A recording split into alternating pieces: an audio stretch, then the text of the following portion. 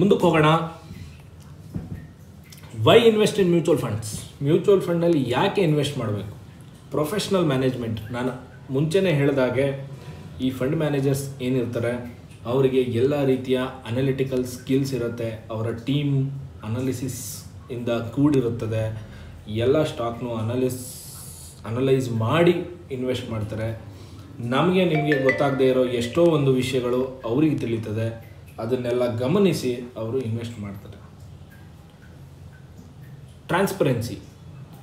ಎಷ್ಟು ಟ್ರಾನ್ಸ್ಪರೆನ್ಸಿ ಇರುತ್ತೆ ಮ್ಯೂಚುವಲ್ ಫಂಡಲ್ಲಿ ಅಂದರೆ ನಿಮ್ಮ ದುಡ್ಡು ಎಲ್ಲಿ ಇನ್ವೆಸ್ಟ್ ಆಗಿದೆ, ಯಾವ್ಯಾವ ಸ್ಟಾಕಲ್ಲಿ ಇನ್ವೆಸ್ಟ್ ಆಗಿದೆ, ನಿಮಗೆ ಎಷ್ಟು ಚಾರ್ಜಸ್ ಹಾಕ್ತಾ ಇದ್ದಾರೆ, ಪ್ರತಿಯೊಂದು ಕೂಡ ನಿಮಗೆ ಸಿಗುತ್ತದೆ.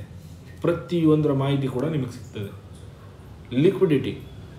ನಿಮ್ಮ ಪ್ರಕಾರ ಲಿಕ್ವಿಡಿಟಿ ಅಂದರೆ ಏನು? ಮೋರ್ ಲಿಕ್ವಿಡ್ ಅಥವಾ ಅತಿ ಹೆಚ್ಚು ಲಿಕ್ವಿಡ್ ಯಾವುದು? ಕ್ಯಾಶ್, ಜೋಬಲ್ಲಿರುವಂಥ ದುಡ್ಡು. ನಿಮ್ಗೆ ಯಾರೋ ಕೇಳ್ತಾರೆ, ಜೇಬಿಂದ ತೆಗಿಬೋದು, ತೆಗೆದು ಕೊಡ್ಬೋದು.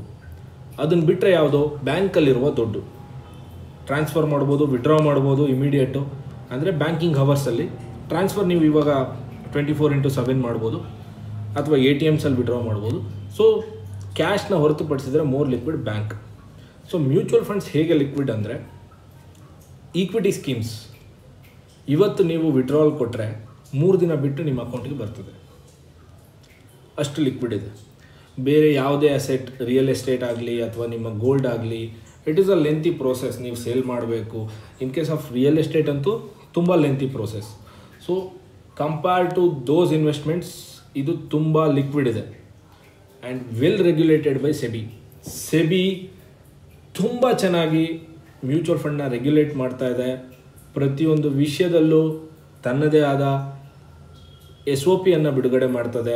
SOP ಅಂದರೆ standard operating procedure. So mutual fund, ಯಾವುದೇ ಮ್ಯೂಚುವಲ್ ಫಂಡ್ ಕಂಪನಿ ಕೂಡ ಸೆಬಿಯ ರೆಗ್ಯುಲೇಷನ್ಸ್ಗಳನ್ನು ಮೀರುವ ಹಾಗೆ ಇಲ್ಲ. ಅದನ್ನು ಫಾಲೋ ಮಾಡಲೇಬೇಕು. ಕನ್ವೀನಿಯೆಂಟ್. Invest small amounts. ಕೆಲವೊಂದು ಮ್ಯೂಚುವಲ್ ಫಂಡ್ಸ್ಗಳು ಈವನ್ 100 ರೂಪೀಸ್ ಕೂಡ ಇನ್ವೆಸ್ಟ್ಮೆಂಟ್ ತಗೋತಾವೆ.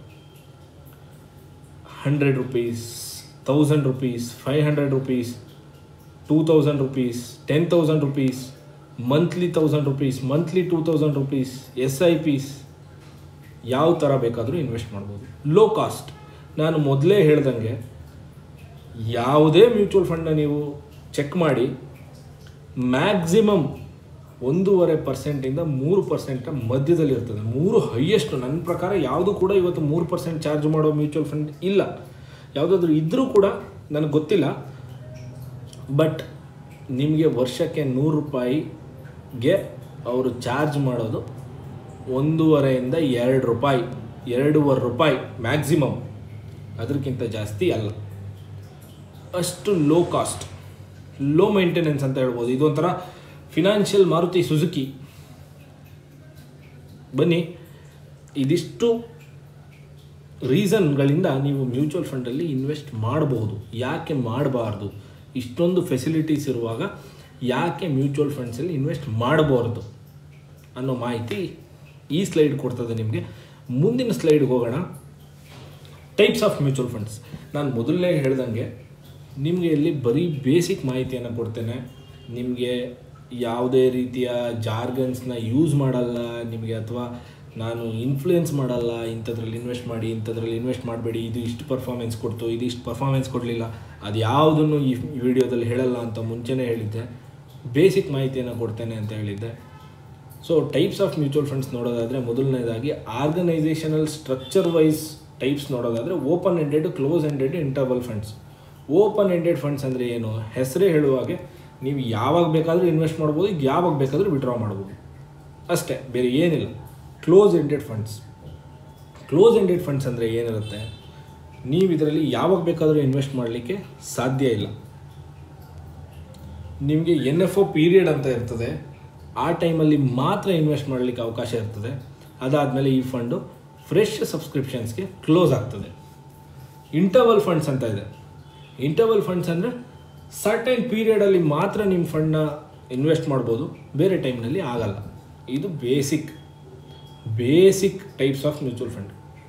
ಇನ್ವೆಸ್ಟ್ಮೆಂಟ್ ರಿಲೇಟೆಡ್ ಟೈಪ್ಸ್ನ ನೋಡೋದಾದರೆ ಈಕ್ವಿಟಿ ಫಂಡ್ಸ್. ಶೇರುಗಳಲ್ಲಿ 60%ಗಿಂತ ಜಾಸ್ತಿ ಯಾವುದು ಶೇರ್ಗಳಲ್ಲಿ ಇನ್ವೆಸ್ಟ್ ಮಾಡ್ತದೋ ಅದು equity fund. Debt funds short term, medium term, long term ಡೆಟ್ಸ್ಗಳಲ್ಲಿ ಇನ್ವೆಸ್ಟ್ ಮಾಡ್ತದೆ. ಅದು ನಿಮ್ಮ ಕಮರ್ಷಿಯಲ್ ಪೇಪರ್ಸ್ ಆಗಿರ್ಬೋದು, ಸರ್ಟಿಫಿಕೇಟ್ ಆಫ್ ಡೆಪಾಸಿಟ್ ಆಗಿರ್ಬೋದು, ಅಥವಾ ಗೌರ್ಮೆಂಟ್ ಸೆಕ್ಯೂರಿಟೀಸ್ ಆಗಿರ್ಬೋದು. ಈ ಬೇರೆ ಬೇರೆ ಕಾರ್ಪೊರೇಟ್ಗಳು, ಬ್ಯಾಂಕ್ಗಳು, ಹಾಗೆ ಗೌರ್ಮೆಂಟ್ ಸಂಸ್ಥೆಗಳು ಈ ಸೆಕ್ಯೂರಿಟೀಸ್ನ ಇಶ್ಯೂ ಮಾಡ್ತದೆ. ಇದನ್ನು ಡೆಟ್ ಫಂಡ್ಸಲ್ಲಿ ತಗೋತಾರೆ. ಅದಕ್ಕೆ ಅವರಿಗೆ ಎಷ್ಟಂತ ಇಂಟ್ರೆಸ್ಟ್ ಸಿಗ್ತದೆ. ಆ ಥರ ಸ್ಕೀಮ್ಗಳನ್ನು ನಾವು ಡೆಟ್ ಫಂಡ್ಸ್ ಅಂತ ಕರಿತೀವಿ. ಹೈಬ್ರಿಡ್ ಫಂಡ್ಸ್ ಹೆಸರೇ ಹೇಳುತ್ತೆ, ಮಿಕ್ಸ್ಚರು. ಒಂದಿಷ್ಟು % ಈಕ್ವಿಟಿ ಇರ್ತದೆ, ಒಂದಷ್ಟು ಡೆಟ್ ಇರ್ತದೆ. ಇವೆರಡರ ಮಿಕ್ಸ್ಚರೇ ಹೈಬ್ರಿಡ್ ಫಂಡ್. ಹೈಬ್ರಿಡ್ ಫಂಡಲ್ಲೂ ಕೂಡ ಬೇರೆ ಬೇರೆ ವಿಧ ಇದೆ. ಅಗ್ರೆಸಿವ್ ಹೈಬ್ರಿಡ್ ಅಂದರೆ ಜಾಸ್ತಿ ಈಕ್ವಿಟಿ ಇರ್ತದೆ, ಕನ್ಸರ್ವೇಟಿವ್ ಹೈಬ್ರಿಡ್ ಅಂದರೆ ಜಾಸ್ತಿ ಡೆಟ್ ಇರ್ತದೆ.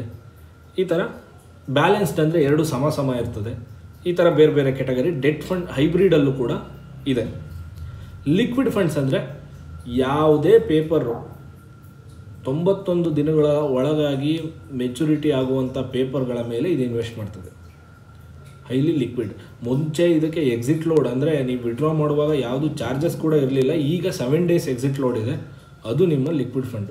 ಶಾರ್ಟ್ ಟರ್ಮ್, ನಿಮಗೆ ಯಾವುದೋ ಒಂದು ದುಡ್ಡಿದೆ, 15 ದಿನ ಎಲ್ಲಿಡೋದು ಅಂತ ಗೊತ್ತಿಲ್ಲ, ಲಿಕ್ವಿಡ್ ಫಂಡಲ್ಲಿ ಇಡ್ಬೋದು, ಕಣ್ಣು ಮುಚ್ಕೊಂಡು ಇಡ್ಬೋದು.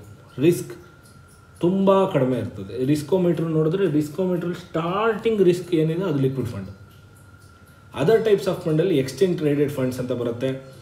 ಎಕ್ಸ್ಚೇಂಜ್ ಟ್ರೇಡೆಡ್ ಫಂಡ್ಸ್ ಅಂದರೆ ನಿಮಗೆ ಬೇರೆ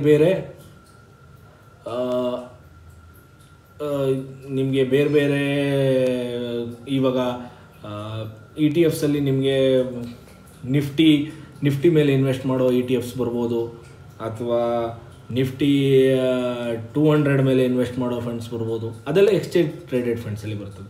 ಗೋಲ್ಡ್ ETF ಅಂದರೆ ಗೋಲ್ಡ್ ಮೇಲೆ ಇನ್ವೆಸ್ಟ್ ಮಾಡ್ತಾರೆ, ಅದು ಗೋಲ್ಡ್ ETF ಆಗುತ್ತೆ. ELSS ಅಂದರೆ ಈಕ್ವಿಟಿ ಲಿಂಕ್ಡ್ ಸೇವಿಂಗ್ ಸ್ಕೀಮ್.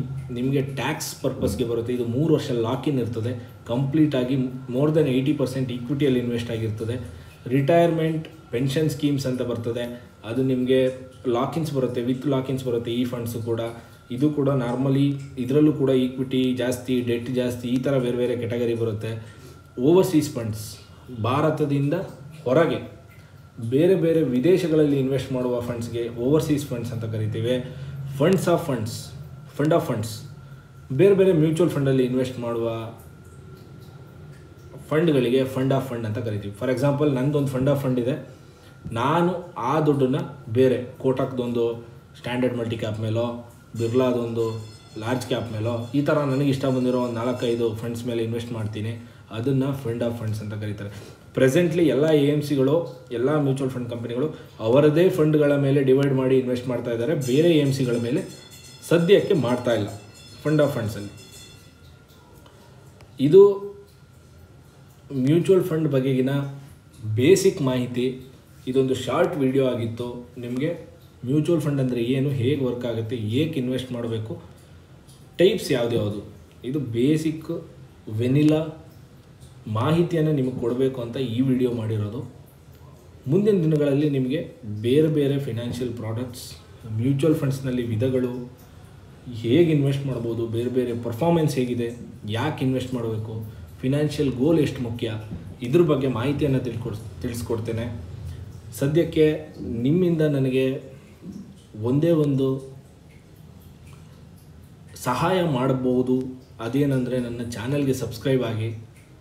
ಅದರಲ್ಲಿ ನಿಮಗೆ ಪ್ರತಿ ವಾರ ಹೊಸದೊಂದು ಫಿನಾನ್ಷಿಯಲ್ ಪ್ರಾಡಕ್ಟ್ ಬಗ್ಗೆ ಮಾಹಿತಿಯನ್ನು ಕೊಡುವ ಕೆಲಸವನ್ನು ಮಾಡ್ತೇನೆ ಅಂತ ಹೇಳ್ತಾ, ಈ ವಿಡಿಯೋವನ್ನು ವೀಕ್ಷಣೆ ಮಾಡಿದ ಎಲ್ಲರಿಗೂ ಧನ್ಯವಾದಗಳನ್ನು ಹೇಳ್ತಾ, ಥ್ಯಾಂಕ್ ಯು.